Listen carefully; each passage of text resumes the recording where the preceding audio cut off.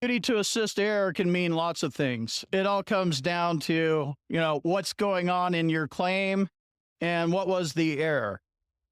Since higher level reviews started a couple years ago as part of the AMA, duty to assist errors are running rampant throughout the VA. No surprise, because the VA doesn't try to help us and they do as little as possible. So imagine a VA rater and like, oh yeah, the duty to assist. Okay, cool. I got the duty to assist. Okay, perfect.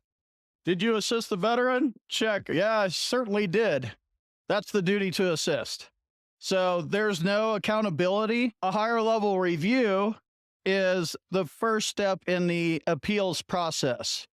When you don't agree with the VA on your decision, you have the option of doing a higher level review, a supplemental claim, or you can go to the BVA. Most of the time, they just made an error because they're riddled with errors, and you could clean up your decision letter with a higher level review. They will most oftentimes find a duty to assist error. And what that means basically is the VA failed to assist you. The VA raters failed to assist you.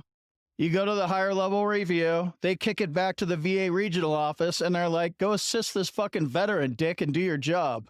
That's basically what a VA duty to assist error is. But then you can run into this thing called the VA hamster wheel. You file your claim.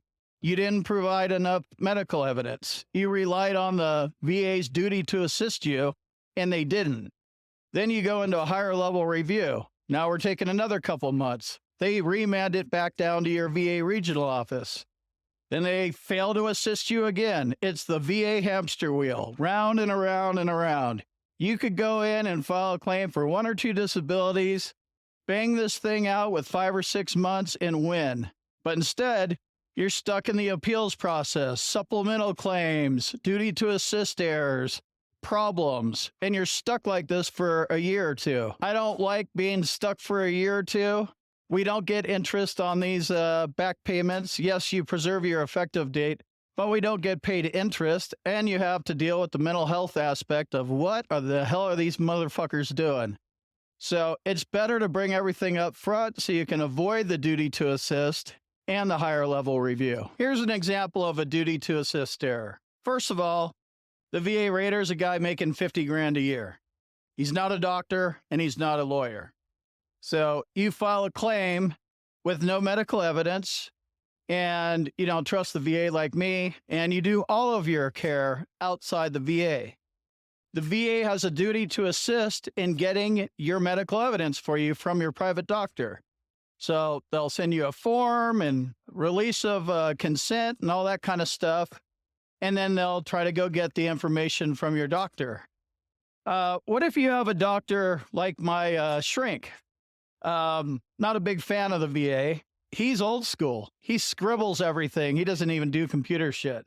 So you can't read what he's writing at all. He's just like, yeah, Combat Craig's still all fucked up. And then the VA's going to come at him like with, hey, yeah, Combat Craig wants his records. We're going to need these sorted and Times Roman font, and we're going to need them in a PDF format, and we're going to need them categorized and organized. And my VA shrink's going to be like, fuck you, you get my chicken scratch. So the VA gets what they can, and then they look through everything. Again, VA rater, right? Not a doctor, not a transcriber. He looks at all this chicken scratch, is like, I can't make heads or tails of this. No, and then he goes and looks in your service treatment records, your VA medical records, and it's like, there's not enough evidence, claim denied. That's an example of the duty to assist failing you.